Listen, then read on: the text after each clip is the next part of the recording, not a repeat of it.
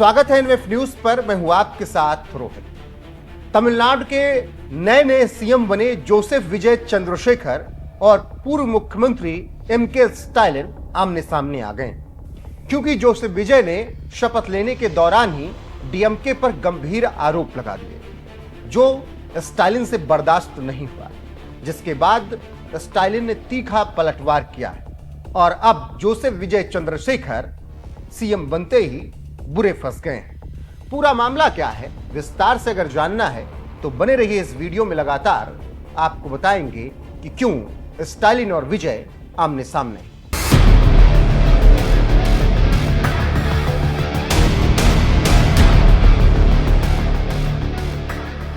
दरअसल हुआ यूं कि तमिलनाडु के चुनाव के नतीजे आए तो 234 विधानसभा सीटों वाले तमिलनाडु में टीवी के सबसे बड़ी पार्टी बनकर उभरी।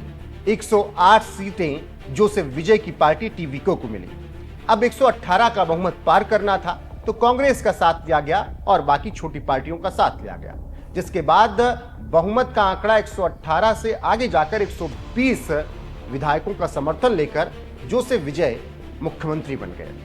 अब विजय मुख्यमंत्री बने तो उन्होंने उसी मंच से यह ऐलान कर दिया कि तमिलनाडु कर्जे में है।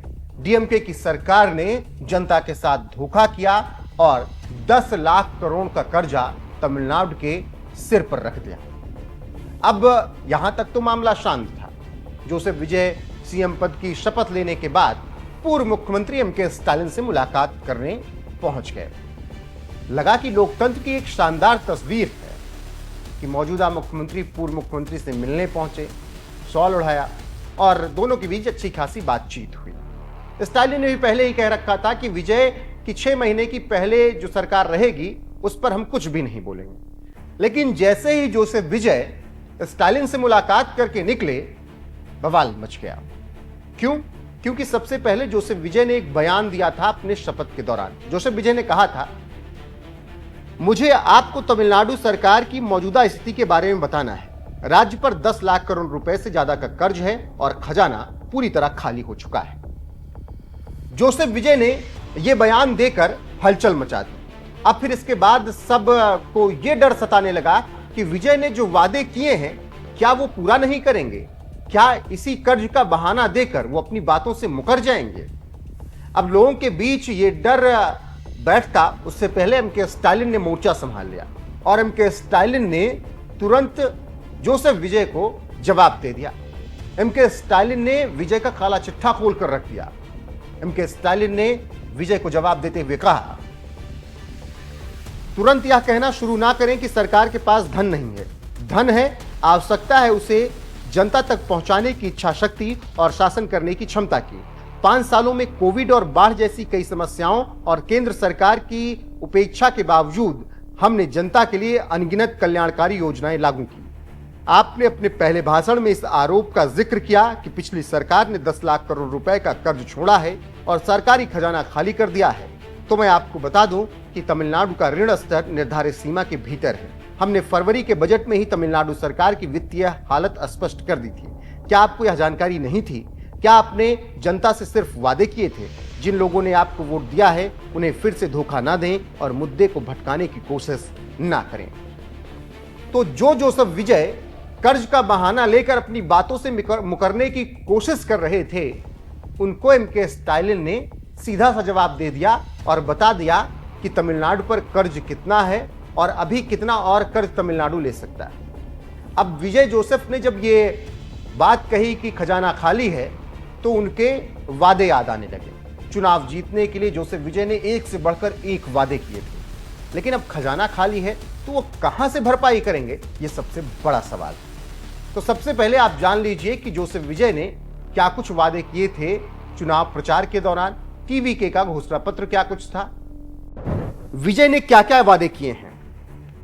हर परिवार को साल में 6 मुफ्त रसोई गैस सिलेंडर, महिलाओं को शादी के लिए 8 ग्राम सोना और रेशम की साड़ी, गरीब महिलाओं को 2500 रुपए की मासिक सहायता का वादा, तमिलनाडु में जन्मे शिशुओं को सोने की अंगूठी, बेबी वेलकम किट, महिला संचालित समूहों के लिए 5 लाख तक की सहायता, उच्च शिक्षा के लिए वित्तीय मदद और बेहतर शिक्षा व्यवस्था, ग्रेजुएट को 4000 और डिप्लोमा धारकों को 2500 का मासिक भत्ता, 5 लाख युवाओं को 18,000 रुपए के वेतन पर सरकारी नौकरी, 5 एकड़ से कम जमीन वाले किसानों के लिए ऋण पूरी तरह माफ, धान पर 3500, गन्ने पर 4500 प्रति क्विंटल का एमएसपी, कृषि मजदूरों के लिए 10,000 की वार्षिक सहायता, 2,000 यूनिट तक मुफ्त घरेलू बिजली देने का वादा, हर परिवार 25 लाख का हेल्थ इंश्योरेंस देने का वादा, हर घर तक पाइप से पीने का पानी देने का वादा, बुजुर्गों, विधवाओं और दिव्यांगों को 3,000 प्रति माह पेंशन देने का वादा।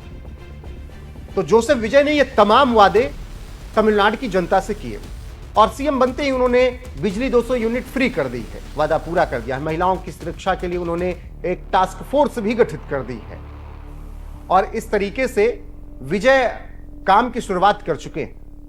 लेकिन वही डर सता रहा है सबको कि जो हाल कर्नाटक में हुआ, जो हाल हुआ हिमाचल में, कि सरकारों ने वादे तो बहुत कर लिए लेकिन खजाना उनका खाली था और फिर जनता से किए वादे वो पूरा नहीं कर पाए, तो क्या अब तमिलनाडु में भी वही होने जा रहा है? क्योंकि विजय ने पहले ही शपथ लेते ही ये बात कह दी कि तमिलनाडु का खजाना खाली है और इस पर एमके स्टालिन बिफर गए और विजय को बोल दिया कि आप जनता से मुकरने की कोशिश कर रहे हैं, आप इसका आधार बनाकर, बहाना बनाकर जनता से किए वादे नहीं पूरा करना चाहते।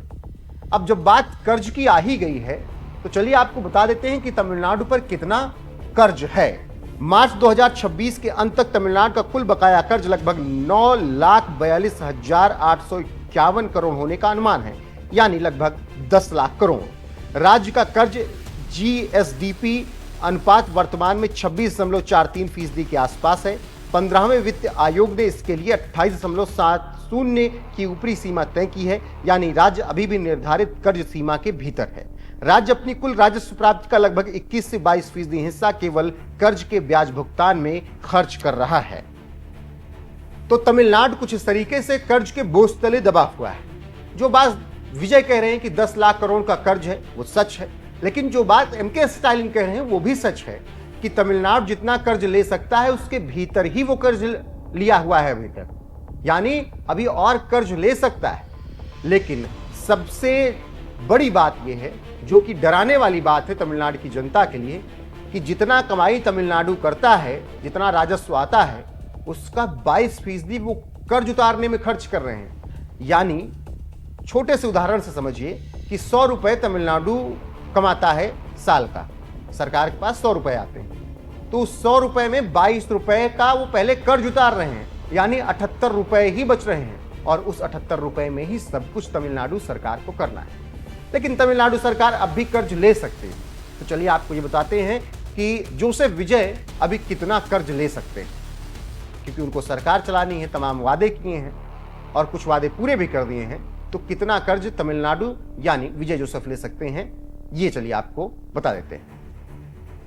राज्यों द्वारा लिए जाने वाले कर्ज की सीमा केंद्र सरकार और FRBM एक्ट द्वारा तय की जाती है। सामान्य नियमों के अनुसार एक राज्य अपने सकल राज्य घरेलू उत्पाद के 3% तक का शुद्ध कर्ज ले सकता है। अगर राज्य बिजली क्षेत्र में सुधार लागू करता है तो उसे 0.5% की अतिरिक्त उधारी की अनुमति मिलती है। इस तरह कुल सीमा 3.5% तक जा सकती है। तमिलनाडु सरकार ने 2025-26 के लिए अपने राजकोषीय घाटे को GSDP के 3% पर रखने का लक्ष्य रखा है, जो कि लगभग 10,69,068 करोड़ के बराबर है। तमिलनाडु सरकार ने 2025-26 के लिए अपने राजकोषीय घाटे को GSDP के 3% पर रखने का लक्ष्य रखा है, जो कि लगभग 10,69,068 करोड़ के बराबर है। यानी अभी जोसेफ विजय चंद्रशेखर के पास कर्ज लेने का पूरा लाइसेंस है, वो आराम से कर्ज ले सकते हैं। लेकिन DMK सरकार में जो कर्ज लिया गया, राज्य के ऊपर जो बोझ है, उसका आधार बनाकर वो अपने वादे से मुकरने की कोशिश में लगे हुए थे, लेकिन स्टालिन ने उन्हें धोकर रख दिया। अब तमिलनाडु की अगर बात करें तो तमिलनाडु देश का वो राज्य है जो देश की GDP में अच्छा खासा योगदान देता है और उसी तमिलनाडु में अब जोसेफ विजय की सत्ता आ गई है। देखना होगा कि अगले 5 साल में वो तमिलनाडु को कहां पर पहुंचाते हैं। देश की GDP में अगर बात करें तमिलनाडु के योगदान की, तो तमिलनाडु वर्तमान में भारत की दूसरी सबसे बड़ी अर्थव्यवस्था है, पहले पर महाराष्ट्र है। भारत की कुल जीडीपी में तमिलनाडु का योगदान लगभग 9.2% से 9.4% के बीच है। 2025-26 के अनुमानों के अनुसार तमिलनाडु की सकल राज्य घरेलू उत्पाद लगभग 36.57 लाख करोड़ रहने का अनुमान है। और अब तमिलनाडु को आगे बढ़ाने की पूरी जिम्मेदारी जोसेफ विजय चंद्रशेखर पर है, यानी विजय थालापति पर, जो कि नए मुख्यमंत्री बने। लेकिन मुख्यमंत्री बनते ही जिस तरीके से उन्होंने डीएमके सरकार पर हमला बोला और डीएमके सरकार को राज्य के कर्ज के लिए दोषी ठहराया, स्टालिन ने उसका जवाब दे दिया। और स्टालिन ने यह कह दिया कि आप वादे पूरे कीजिए, बहाने मत बनाइए। तो एक तरफ मुलाकात, बातचीत स्टालिन और विजय की, दूसरी तरफ इस तरीके से दोनों के बीच तकरार। अभी तमिलनाडु की राजनीति में इसी तरीके से दृश्य आगे 5 साल तक देखने को मिलेंगे। लेकिन विजय ने जो अच्छे खासे वादे किए थे, फ्रीवीज वाले, क्या उन्हें वो पूरा कर पाएंगे? इस पर भी नजरें रहेंगे। तो बने रहिए हमारे साथ लगातार देश और दुनिया की हर एक अपडेट के लिए। अभी के लिए बस इतना ही। नमस्कार।